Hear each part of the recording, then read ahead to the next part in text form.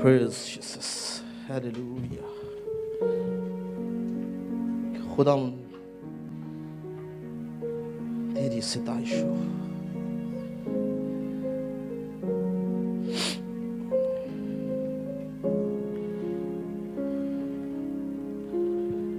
Praise Jesus.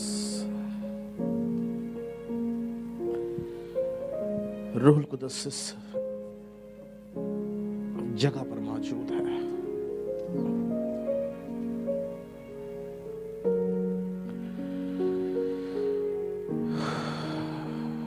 Praise Jesus.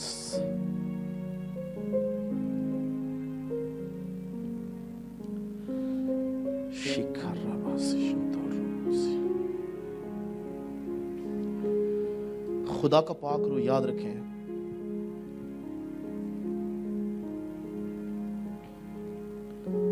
किसी का मोहताज नहीं, और ऐसा भी नहीं कि वो आता है, वो मौजूद है हर जगह पर। इंसान को महसूस करने की जरूरत है।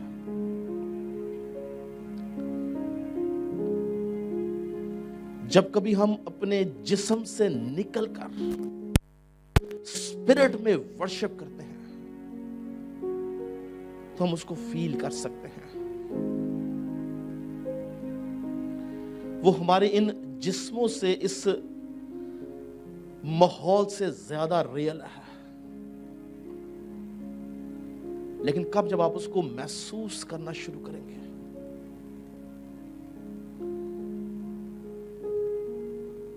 जब आप इस बात की लालसा रखेंगे कि मैंने आज पाक रूह से मामूर होकर परस्तिश करनी है, और मैं ईमान रखता हूं कि जब हम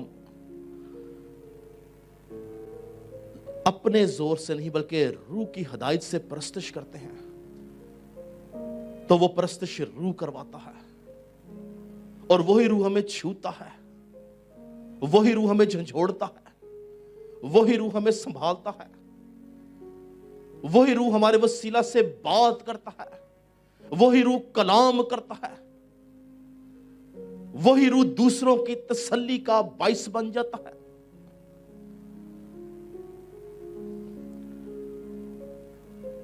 वो रूह हमें तसल्ली बख्शता है।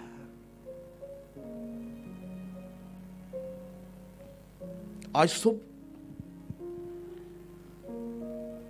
कलाम मुकद्दस में से हम हकीकी मुबारक हाली के बारे में सीखेंगे। और जो बात खुदा के पाक रूह ने मेरे दिल में डाली, मैं ईमान रखता हूं कि आज वो आप सबके दिलों में भी डालेगा। हालेलुया। मेरे साथ मिलकर निकालिएगा ज़बूरों की किताब, उसमें से ज़बूर नंबर 1, उसकी पहली आयत से कलाम मुकद्दस में से देखेंगे।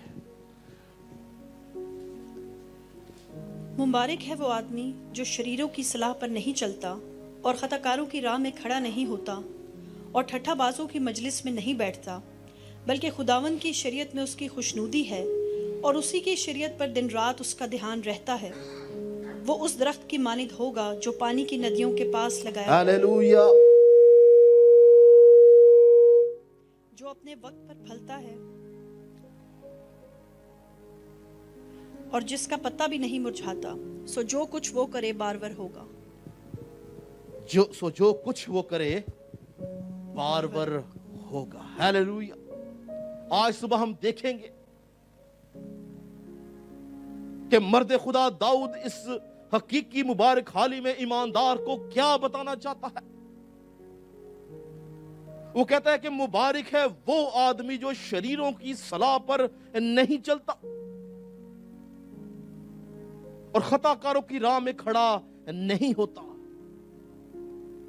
और ठट्ठा बाजों की मजलिस में नहीं बैठता, बल्कि खुदावंद की शरीयत में उसकी खुशनूदी है। वो पहली आयत के अंदर 3 हालतों की बात करता है,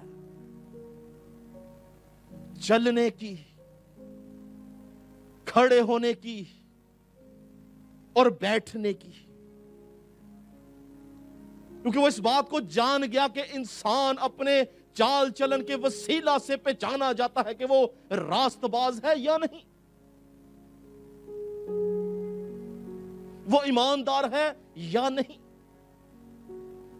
وہ دیانتدار ہے یا نہیں۔ اگر ہمارا چال چلن، ہمارا اٹھنا بیٹھنا خدا کے کلام کی روشنی کے مطابق ہے تو بائبل اس کو مبارک کہتی ہے، اس کو راست باز کہتی ہے۔ زبور 119 کی پہلی آیت میں لکھا ہے مبارک ہے وہ جو کامل رفتار ہے، جو خداوند کی شریعت پر عمل کرتا ہے۔ کیا میں اور آپ خداوند کی شریعت پر عمل کرنے والے ہیں یا نہیں؟ کیا ہم کامل رفتار ہیں یا نہیں؟ کیا ہم روح کی ہدایت سے چلنے والے ہیں یا نہیں؟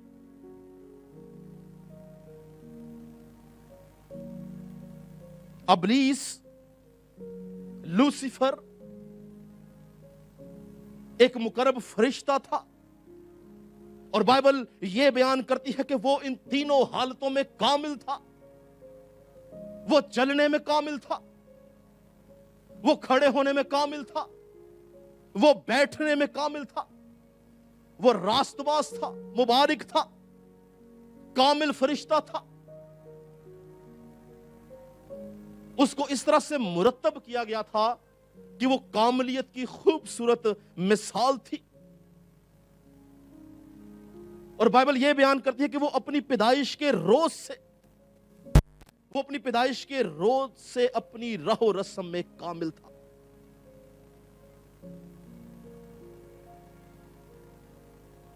اس کو کامل بنایا گیا تھا، اور لکھا کہ اس کو خدا کے کوہ مقدس پر قائم کیا گیا،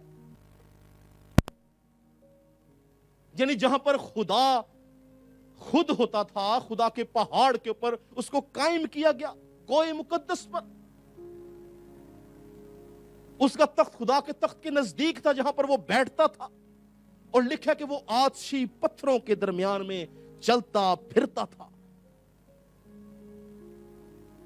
یعنی اس کے بیٹھنے کی جگہ بھی اچھی تھی، اس کے چلنے کی جگہ بھی اچھی تھی، وہ اپنی راہ و رسم میں بھی کامل تھا، مگر اس کے چلنے پھرنے، اس کی سوچ میں، اس کے اٹھنے بیٹھنے میں ناراستی آ گئی، وہ ناراستی سے بھر گیا۔ اس نے اپنے چلنے پھرنے کے اندر راست بازی کو قائم نہ رکھا،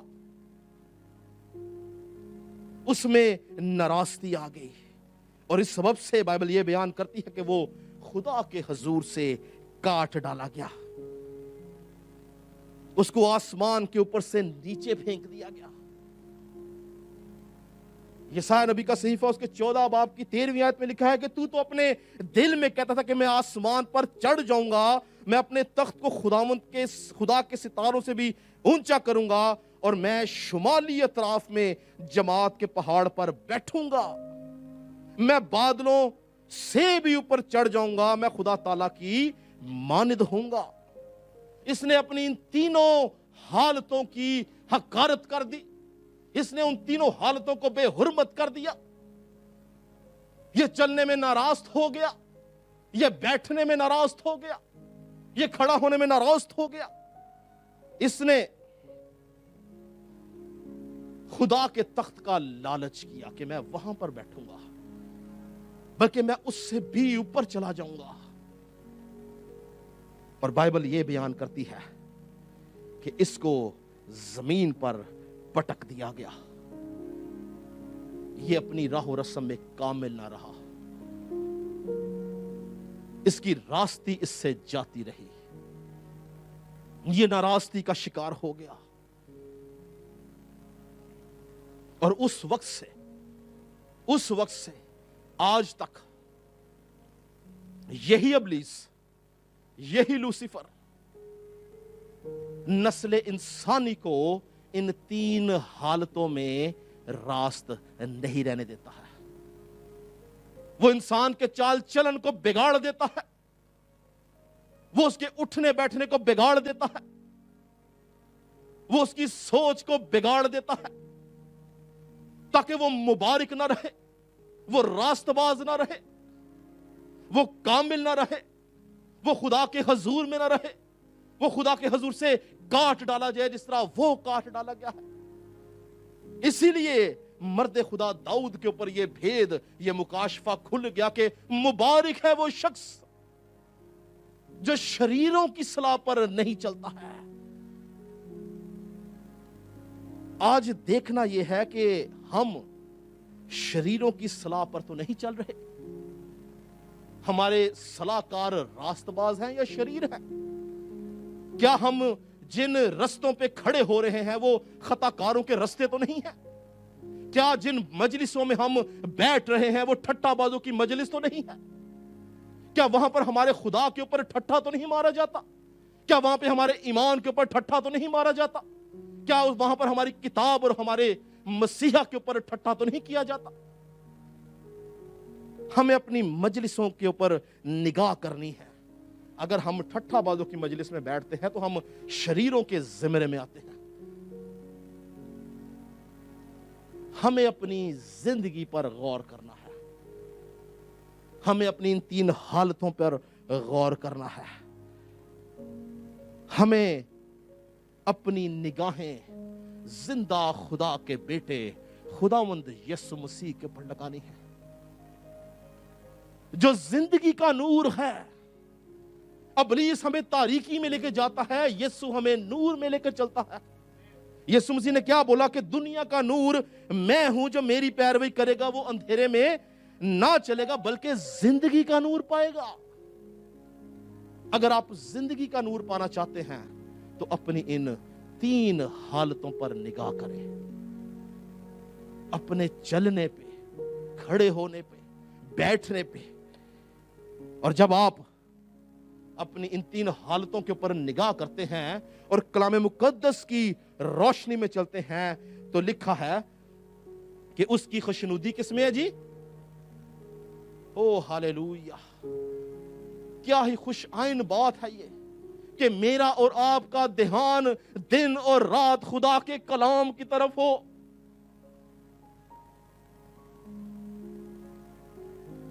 ہم اٹھتے بیٹھتے خدا کے کلام کی جگالی کرتے رہیں. ہماری زندگیاں اس کے کلام سے بھری ہوئی ہو, ہماری سوچوں میں اس کا کلام ہو, ہماری گفتگو میں اس کا کلام ہو, ہمارے کردار سے اس کا کلام جھلکے, وہ ظاہر ہو ہماری زندگیوں سے, ہماری خوشنودی اس میں ہو, ہم روح سے معمور اپنی زندگی گزار سکیں, ہم کبھی کلام سے خالی نہ رہیں, کبھی خطا کاروں کی راہ میں کھڑے نہ ہوں. اور جب ہم ایسا کرتے ہیں تو یاد رکھیں کہ نتیجہ کیا نکلتا ہے. نتیجہ کیا نکلتا ہے؟ لکھا ہے, خوبصورت بات لکھا ہے کہ وہ اس درخت کی مانند ہوگا جو پانی کی ندیوں کے پاس لگایا گیا ہے. ہیلیلویا!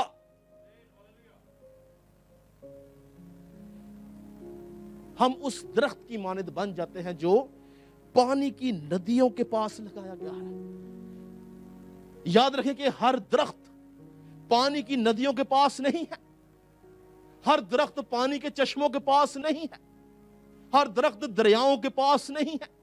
بہت سے درخت ایسے ہیں جو دریاؤں سے, چشموں سے, پانی کی ندیوں سے دور ہوتے ہیں, تو بھی وہ اپنی پرورش کے لیے, اپنے آپ کو سرسبز رکھنے کے لیے, اپنے اندر پھل رکھنے کے لیے وہ زمین کے اندر سے پانی کو سینچتے ہیں, وہ زمین کے اندر سے پانی کھینچتے ہیں تاکہ وہ سرسبز رہ سکے, وہ شاداب رہ سکے.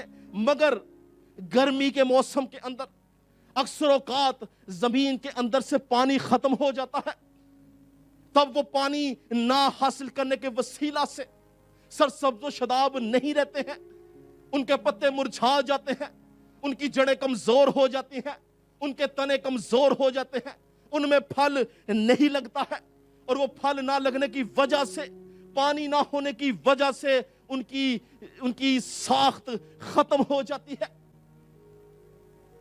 ان کے پتے ٹوٹنے شروع ہو جاتے ہیں، وہ پہلے جیسے نہیں رہتے، ان کی جڑیں کمزور ہونی شروع ہو جاتی ہیں کیونکہ ان کو پانی نہیں ملتا ہے۔ اس کے برعکس جو درخت پانی کی ندیوں کے پاس لگے ہوتے ہیں، لکھا ہے کہ وہ اپنے وقت پر پھلتے ہیں۔ ہاللیلویا! ان کے پتے کبھی نہیں مرجھاتے، ان کی جڑیں اپنی ضرورت کے مطابق ہر روز اس ندی سے، اس دریا سے، اس چشمہ سے پانی کو حاصل کرتے ہیں، وہ سرسبز و شاداب رہتے ہیں، وہ اپنے اندر پھل کو پیدا کرتے رہتے ہیں، وہ پھل پیدا کرنے سے باز نہیں رہتے، وہ پھلدار رہتے ہیں۔ ان کی زندگی میں خدا کا ہاتھ رہتا ہے۔ یاد رکھیں کہ ایماندار کو اس درخت سے تشبیہ دی گئی ہے جو درخت پانی کی ندیوں کے پاس لگا ہوا ہے۔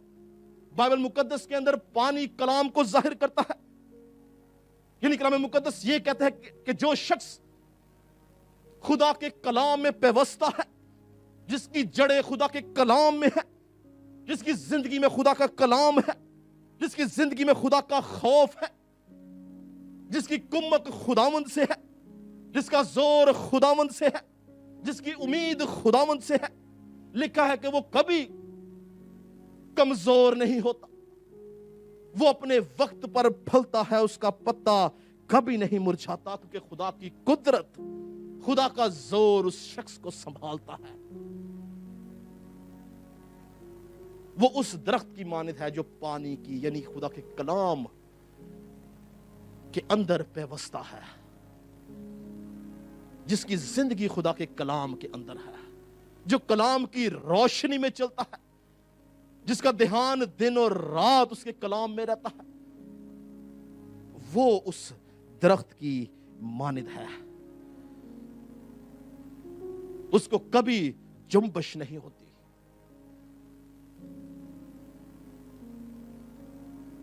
وہ کبھی اجڑتا نہیں۔ مرد خدا یعقوب، اس سے پہلے کہ وہ اپنے خالق حقیقی سے جا ملتا، اس نے اپنے 12 بیٹوں کو جمع کیا تاکہ ان کو برکت دے سکے، اور اس کے 12 بیٹوں میں ایک واحد یوسف تھا جس کو اس نے پھلدار پودے سے تشبیہ دی۔ اس نے بولا یوسف ایک پھلدار پودا ہے، ایک ایسا پھلدار پودا جو پانی کے چشموں کے پاس لگا ہوا ہے۔ ہاللیلویا! میں چاہتا ہوں یہ حوالہ پڑھیں، نکالیں پیدائش کی کتاب، اس کا 49 باب کی 22 آیت سے پڑھیں گے۔ یہ وہ برکت تھی جو خدا نے اپنے بندہ یعقوب کے وسیلہ سے اس کے بیٹے یوسف کو دی تاکہ وہ ایک پھلدار پودے کی مانند ابھرے اور زندگی میں کبھی جنبش نہ کھائے۔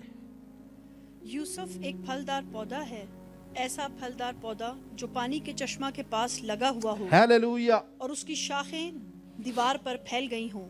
تیر اندازوں نے اسے بہت چھیڑا اور مارا اور ستایا ہے، لیکن اس کی کمان مضبوط رہی اور اس کے ہاتھوں اور بازوؤں نے یعقوب کے قادر کے ہاتھ سے قوت پائی۔ ہو یس لارڈ! بس یاد رکھیں کہ اگر آپ پانی کی ندیوں کے پاس لگے ہوئے ہیں، اگر آپ حقیقی ایماندار ہیں، اگر خدا کا کلام آپ کی زندگی میں ہے، تو یاد رکھیں کہ بہت سے تیر انداز آپ کی زندگی میں آئیں گے، آپ کو چھیڑنے کے لیے، آپ کو مار گرانے کے لیے، آپ کو ختم کر دینے کے لیے، آپ کی ساخت مٹا دینے کے لیے، آپ کی جڑ کو کمزور کرنے کے لیے، آپ کو ہلاک کرنے کے لیے۔ مگر آپ اگر خدا کے روح سے معمور ہیں تو یاد رکھیں کہ یہوہ پاک خدا کی قدرت کے وسیلہ سے آپ کی کمان مضبوط رہے گی، خداوند آپ کو سنبھالے گا ابلیس کے سارے منصوبوں سے، ابلیس کے سارے ارادوں سے، اس کے ان جلتے تیروں سے جو وہ ایمانداروں کے اوپر پھینکتا ہے۔ ہم ہمیشہ پھلدار پودے کی مانند نظر آئیں گے، ہم اپنے وقت پر پھلیں گے, ہمارا پتا کبھی نہیں مرجھائے گا, ہماری کمان کبھی ٹوٹے گی نہیں, بلکہ یہوہ پاک خدا کی ذات الہی کا سایہ ہمارے اوپر رہے گا, اور ہم روز بروز اس کے روح سے بھرتے چلے جائیں گے. اور آگے لکھا ہے کہ سو جو کچھ وہ کرے بارور ہوگا. زبور 1 جو ہمارا مرکزی حوالہ ہے, سو جو کچھ وہ کرے بارور ہوگا. جب ہم اپنا ایمان, اپنی امید زندہ خدا کے بیٹے خدا یسوع مسیح کے اوپر رکھتے ہیں, تو ہم جو کچھ کرتے ہیں وہ ہمیں کمزور لگتا ہے, ہم جو کچھ کرتے ہیں ہمیں ناقص لگتا ہے, ہم جو کچھ کرتے ہیں ہمیں لگتا ہے کہ شاید یہ ٹھیک نہیں, لیکن ہم اس میں بارور ہوتے ہیں, کیونکہ وہ خدا کے روح کی رہنمائی سے ہے. خدا کا پاک روح ہم سے کرواتا ہے, وہ ہمارے ساتھ کھڑا رہتا ہے. بعض اوقات ہم کچھ غلط کر دیتے ہیں تو بھی وہ اس برائی میں سے بھلائی پیدا کرتا ہے, کیونکہ وہ ہمارے ساتھ ہے. اس کے وعدے سچے اور ہاں کے ساتھ ہیں. وہ ہم سے کبھی دستبردار نہیں ہوتا. ہم جو کچھ کرتے ہیں, جس کام میں ہاتھ ڈالتے ہیں, جو بات کرتے ہیں, ہم بارور ہوتے ہیں. ہم ایمان میں کھڑے رہتے ہیں. خدا ہمیں جنبش کھانے نہیں دیتا, وہ ہمیں سلامتی بخشتا ہے. وہ ہماری ناکامیوں کو ہماری کامیابی میں بدل دیتا ہے. وہ ہماری نا امیدیوں کو ہماری امید میں بدل دیتا ہے. وہ ہماری مایوسیوں کو شادمانی میں بدل دیتا ہے. وہ ہمارے دکھوں کو خوشی میں بدل دیتا ہے.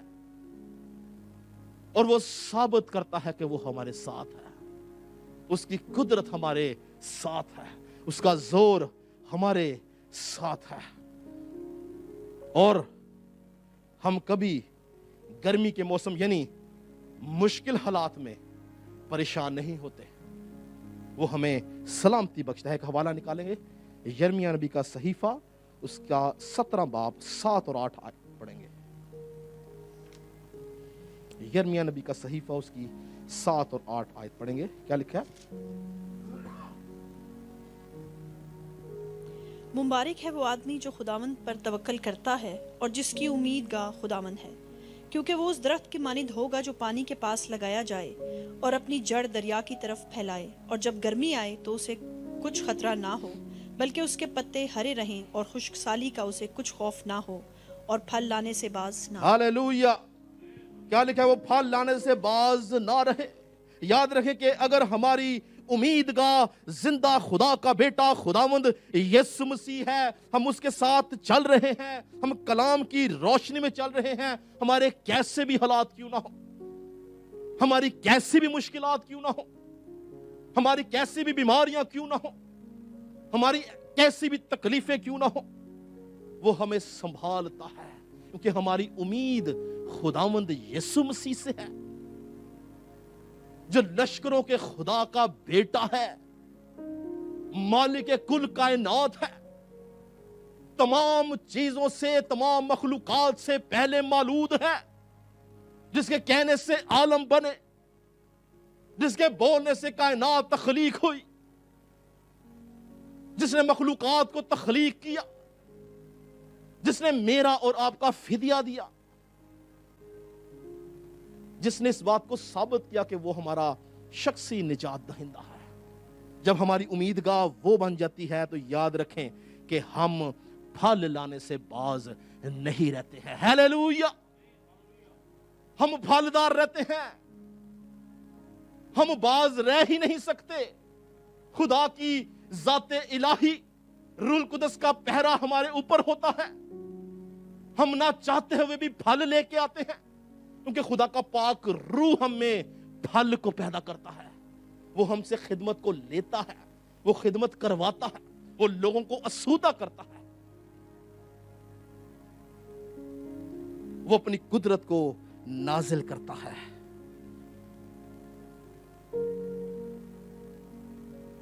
चौथी आयत में क्या लिखा था? शरीर ऐसे नहीं, शरीर ऐसे नहीं। कैसे? रास्तबाजों की तरह, ईमानदारों की तरह। शरीर ऐसे नहीं, यानी वो फलदार नहीं है, उनकी जिंदगी में खुदा की बरकत नहीं है, उनकी जिंदगी में खुदा का मसा नहीं ठहरा हुआ है, उनकी जिंदगी खुदा के रूह से खाली है। वो ऐसे नहीं है, वो मेरी और आपकी तरह नहीं है। आगे लिखा है, बल्कि वो भूसे की मानिद है जिसे हवा उड़ा ले जाती है।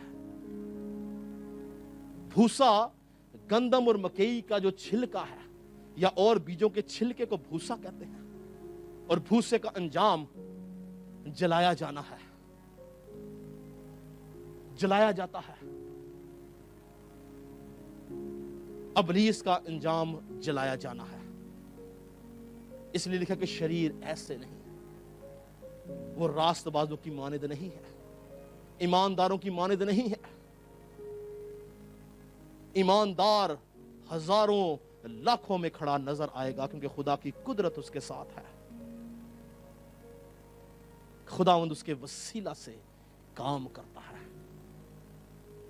शरीर जितना भी हमें दबा ले, याद रखें, अगर हम यहोवा पाक खुदा के मंसूबा का हिस्सा हैं, वो हमारा कुछ नहीं बिगाड़ सकता।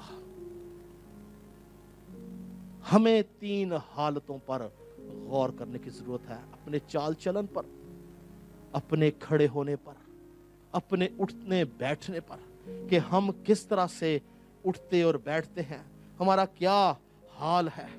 और आगे 5वीं आयत में लिखा है, इसलिए शरीर अदालत में कायम ना रहेंगे, ना खताकार साधकों की जमायत में। अगर आप मत्ती की अंजील उसका 25 बाब उसकी 31 से 41 आयत पढ़ें, तो वहां पर हमें नजर आता है कि रोजे अदालत के दिन जब खुदावंद यीशु मसीह अपने फरिश्तों के साथ आएगा, तो लिखा है कि वो जमीन के चारों कोनों से अपने लोगों को जमा कर लेगा, और शरीर उस वक्त जब वो अदालत कर रहा होगा, उसकी अदालत में कायम ना रहेंगे। शरीर खड़े नहीं रह सकेंगे। शरीर खुदा के हजूर से चूंकि काट डाले गए हैं, उनका बखरा आग और गंधक की झील होगी। वो उस अदालत में, उस अबदी अदालत में, उस आखिरी अदालत के अंदर कायम ना रह सकेंगे। और आगे लिखा है, ना खताकार साधकों की जमायत में। ये गौर तलब बात है।